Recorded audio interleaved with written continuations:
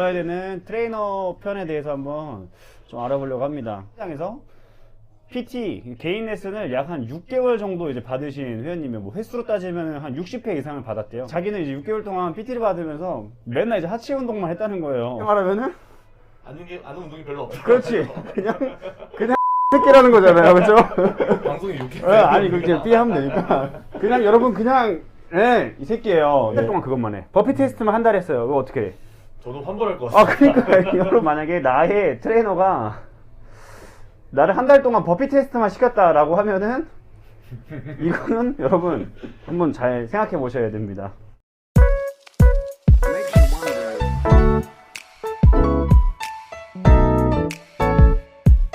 자 여러분, 자 바로 이어서 자 이번에는 경력 이제 10년 이상 된 우리 중견 트레이너? 좀 웃긴가? 중견 트레이너님을 모셨습니다. 자 질문을 한번 해볼게요. 자 어저께 제가 이제 상담을 하는데 이 회원이 PT를 50회 6개월 정도 받았어요. 그것도 생각보다 비싼 금액에 동네 평균보다. 근데 이분이 매일 똑같은 하체 운동만 배웠대요. 6개월 동안. 그래서 우리 경력이 10년 이상 된 우리 중견 트레이너님께서는 이거 어떻게 생각하는지, 이 트레이너를.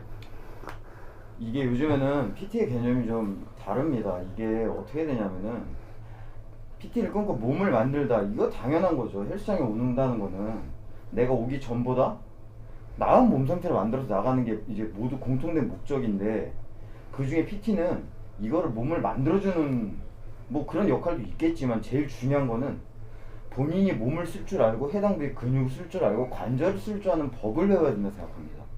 모두 뭐 부자 아니시잖아요. 평생 PT 받을 수는 없어요.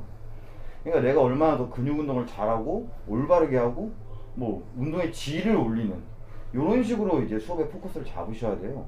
그래서 하체 운동이 만약에 뭐 자세가 안 나온다, 관절을 못 쓴다, 똑같이 맨날 할 수 있다고 생각을 하지만, 그래서 적어도 50회 6개월을 받으신 분이면 해당 부위 타겟으로 해서 관절 쓸 줄 아셔야 된다 생각하고 근육을 쓸 줄 아셔야 된다 생각해요. 그래서 PT를 올바르게 받았느냐에 대한 유무는 이런 쪽으로 포커스를 맞추셔야 됩니다. 그래서 결론은 이건 이제 좋게 포장한 거고요. 매일 6개월 동안 하체만 시켰다, 매일 똑같은 루틴으로 운동을 진행했다. 그러면 이 트레이너는 뭐죠? 글쎄요, 저 같은 경우는 아니 포장하지 말고 뭐죠? 아니,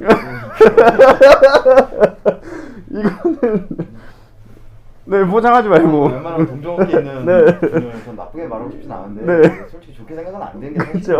완전 이거는 그냥 제 나쁜 트레이너예요, 그렇죠? 이거는 좋지 못한 경우고요.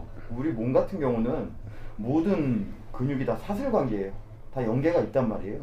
그럼 밸런스에 맞춰서 운동에 대한 종목은 편식을 해도 돼요. 본인이 느낌 잘 오고 체형에 맞는 운동이 있으니까. 근데 부위는 절대 편식이 있어서는 안 돼요. 그렇죠. 맨날 똑같은 다리 운동만 했다, 이거는 오히려 내가 나서서 밸런스를 틀어지게 할 수 있는 것이고 몸의 기능이 오히려 더 안 좋아질 수도 있어요.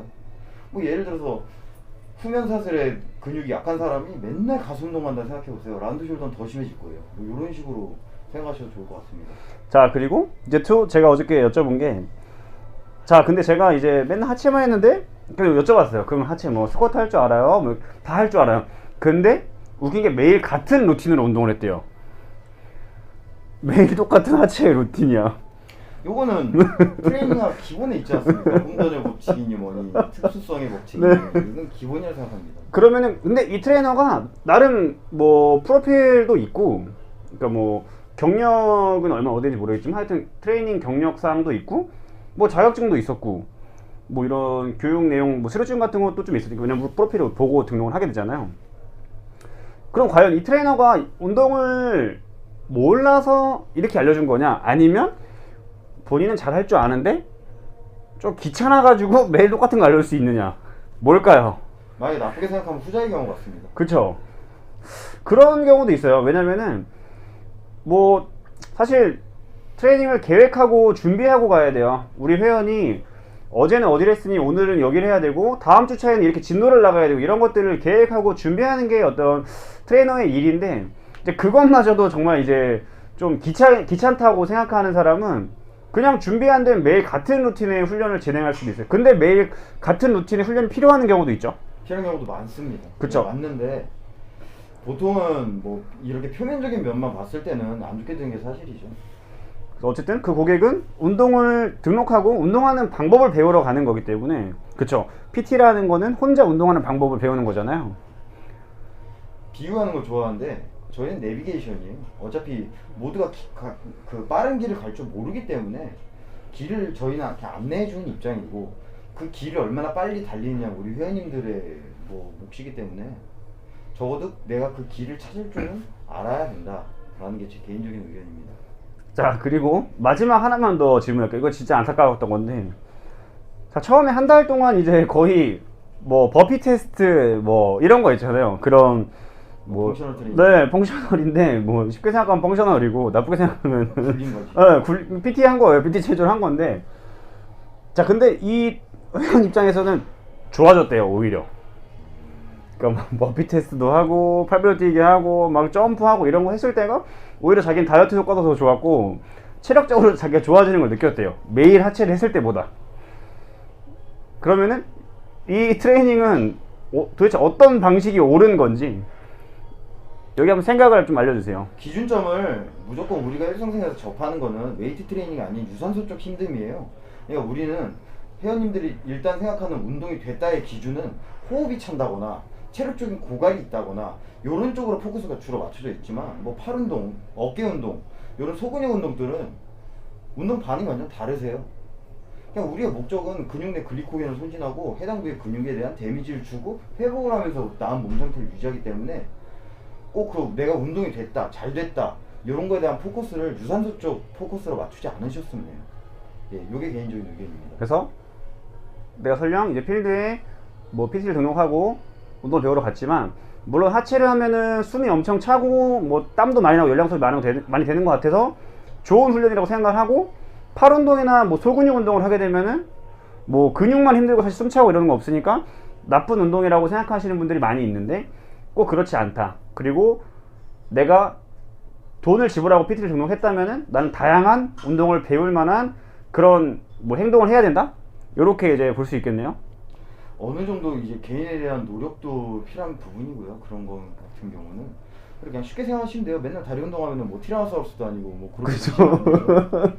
그래서 설령 만약에 그렇게 트레이너가 매일 같은 훈련을 시킨다면은 트레이너한테 우리 요청할 수 있는 거죠, 그렇죠? 요청할 수 있습니다. 그리고 거기에 대한 개인에 대한 피드백을 주셔야지 저희들도 커리큘럼을 그쪽으로 맞춰주고 회원들의 니즈를 맞춰주지, 이게 마냥 그냥 뭐 선생님이 알아서 해주겠자고 마냥 끌려오시는 것보다는 뭐 평소에 대한 뭐 일상생활에 대한 컴플렉스라고 해야 되나요? 뭐 요런 내 몸에 부족한 점을 어필해 주시거나 불편한 점을 말씀해 주시거나 이런 피드백을 적극적으로 주시고 커뮤니케이션 계속 해주시는 게 저는 PT를 제일 똑똑하게 받는 거라고 생각합니다. 자, 그럼 마지막으로 매일 같은 부위에 같은 루틴에 같은 훈련을 시킨다. 이 트레이너 걸러야 되나요? 아니면 믿고 가야 되나요? 뭐 본인이 행복하고 만족하다면은 네. 뭐 있으시겠지만, 뭐 만약에 저희 가족이 만약에 받는다 그러면 네. 저 같으면은 예, 다른 네, 사람이 그렇죠. 똑같습니다, 여러분. 환불하셔야 돼요. 이거는 환불해야 되는 그런 트레이너입니다. 자, 이렇게 중견 트레이너님의 입장도 한번 들어봤습니다. 결론은 다양한 훈련 우리 배워야 되고, 우리 하체만 하는 거 아니고 설령 엉덩이 좋아지고 싶어도, 또는 뭐 남자분들 가슴 좋아지고 싶어도 하체도 해야 되고 등도 해야 되고 다 해야 돼요. 왜냐면은 밸런스 맞춰서 가야 되니까. 그래서 내 트레이너가 내가 하기 싫은 부위를 혹시나 뭐 하라고 요청하거나 이렇게 시켜도 그런 경우에는 잘 따라가셔야 되고요. 만약에 같은 부위를 매일 시킨다라고 하면은 어떻게 해야 되죠? 의견을 주셔야죠. 그래도 매일 같은 부위 시킨다? 강력하게 네. 의견을 이거는 우리 회원님들이 뭐 특별한 이제 뭐 사유가 있다거나 그러면 선생님이 설명을 해주시겠지만 이런 걸 요청할 권리가 있으시죠. 고객님이시잖아요. 네, 그죠. 고객의 요청을 묵살하고 그래도 오늘 하체 해야 돼요 이러면은 그거 환불해야 돼요, 여러분. 자, 오늘 이렇게 어저께 이제 상담하다가 좀 개인적으로 너무 안타까워가지고 혹시나 또 유튜브 시청하시는 뭐 구독자 여러분들 중에도 이런 분들이 있을까 해서 제가 컨텐츠를 한번 준비해 봤어요. 물론 뭐 정말 99% 이상 트레이너분들 많이 요즘에 레벨도 엄청 많이 올라가고 전문성 정말 뛰어나신 분들 많아요. 점점 많아지고 있는데 아직도 이런 나쁜 트레이너들이 있을 수 있다. 요걸 느껴서 한번 준비해 봤습니다. 이런 트레이너가 있다면은 당장 바꿔야 돼요. 환불하든가. 자, 오늘 영상 여기까지 한번 만들어 보겠습니다. 자, 감사합니다.